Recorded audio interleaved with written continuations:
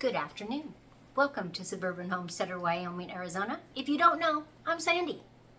And today I am going to can my homemade V8 juice. This morning in our radio show for Around the Hay Bale, we were talking about water bath versus steam bath canning. And someone asked if one of the panel could do a video on both ways, so they could literally visually see what they could do. Now, I don't have an actual steam canner, but you can do that in about any pot that has a good lid. So today I'm going to actually do it in 3 ways.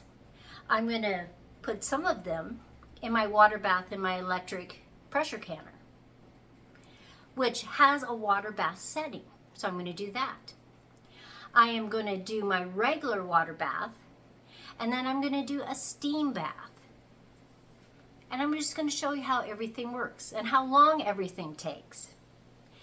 At the end of the video, if you want to see how I actually make my V8 juice, then stick around to the end. And after I'm done canning, I'll have clips of how I make it, all the different vegetables I put in, the Worcestershire. You can put horseradish if you want, but I didn't feel like digging some up and grating it, so I didn't put that in there. But I have a lot of garlic, onions, celery, peppers, zucchini, squash, tomatoes, just a lot of stuff in there. We like our V8 juice. Now, I used to always can my V8 juice in quart jars, but what I found was after a little bit, it got way in the back of the refrigerator, and a lot of times we didn't use the last of it, and then pretty soon I'm opening another one. So I changed the way I can that. I'm doing it in jelly jars. It's a perfect size for breakfast. If you're having what they call a red beer, it's a perfect size. So that's how I'm going to show you today. Let's can.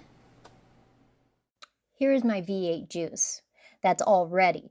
But let me tell you a little bit about how I process and how I do things. Like when I clean a jar, I put a small piece of paper towel in there. I put the original lid and ring on there. I did these all about a week ago. Now, I'm not going to can with that lid, but I'll save them for me to use later. So you can see them over in that little bag with all the pieces of paper and those lids. I have new lids to start with. And with V8 juice, always I have to put some citrus in there. Sometimes I use lemon, sometimes I use lime. Let's do regular water bath canning first. So here's my canner. I'm putting some white vinegar in there just because of our hard water. All those jars have the juice in them already, the citrus juice in there. And I'm just going to pour them in. I want about a ½ inch headspace. I'm wiping the rims off. And then I'm just finger tight. And then I can fit 14 of them. See how that water is boiling? That's what I want. And a lot of times I'll just rest it. That way I can turn the timer on and it's going in there. My little jelly jars are going to process for 35 minutes. The lid's going to go on. I'm setting the timer. After the 35 minutes, I do let them sit in the water for 5 minutes before I take the lid off.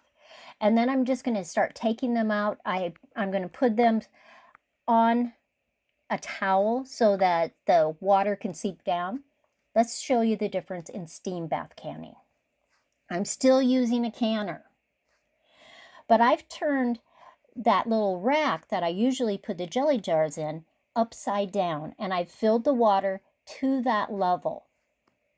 I just want to have enough water while it's processing for the 35 minutes. Of course, I put the vinegar in there, and once again, I can put 14 in there. Now, the water is not hot yet. It is on, but it hasn't got steaming hot yet. So I'm just going to sit and put all those in there. I'm checking it because I'm not going to start the timer until it is boiling. I want it to be boiling like the other one. And you can see the steam is coming out. I've set the timer for 35 minutes. Just like before, I let it rest for 5 minutes afterwards. So it's really in the water for 40 minutes. And it didn't use a lot of water. And there you can see my 14 jars. It is a very easy process and you're not using as much water. Now let's try one more thing. a water bath and an electric pressure canner. So this is my newest tool in my kitchen. So I can fit 8 jars in there.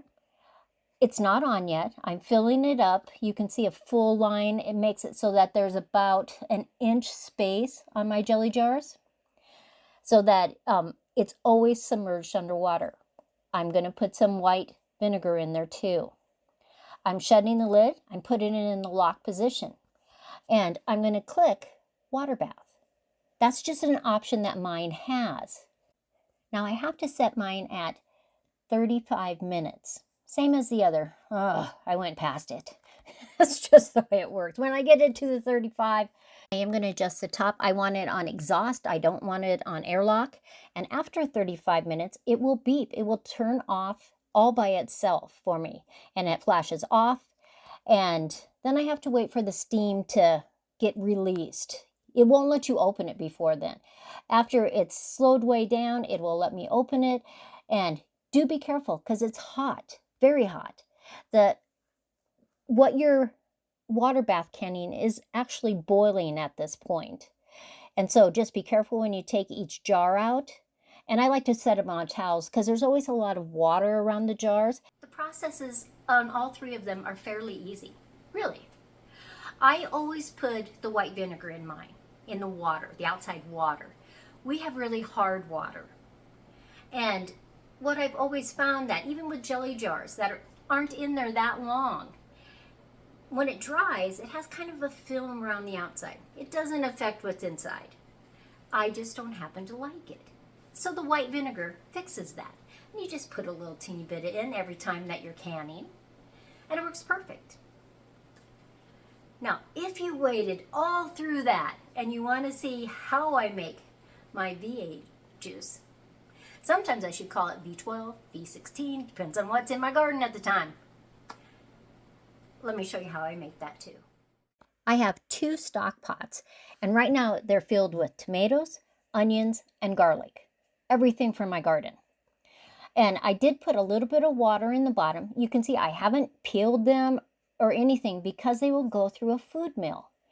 I have it set about medium, and as it starts to cook, the tomatoes will burst open, a lot of juice will come out, and then I can start adding other vegetables. But I cook it for a little while first. Now, in my garden, I had some yellow squash, I had some zucchini. I am not going to peel these. I am just going to chunk them up. I'm not even going to take the seeds out of them. All of that is going into my V8 juice. I probably had about 15 to 20 pounds of tomatoes. After those have softened up a little bit, I put carrots and celery in there. Now, could you put herbs and spices? Of course you could. I'm not going to add my salt and pepper until the very end, and I usually in each stock pot put about 2 tablespoons. And I will also put 2 tablespoons in each stock pot of Worcestershire and 2 tablespoons of sugar. So it's all about ready to go to the food mill. Everything has cooked up nice and soft, and the food mill will send the juice and the pulp into one bowl. That makes my V8. And then as I turn it, all of the skins and seeds and extra stuff will go over to the other bowl. It's a great invention. It works really well on tomatoes, soft vegetables that you've cooked up, or if you're doing apples. I've used it a lot of times with my apples. It does get thicker and thicker with the pulp. Now, does it have some seeds in it? Yes, but I don't care. And so there it is, nice and thick, and as it cooks, it will even reduce itself. But watch how those skins just come out of that food mill.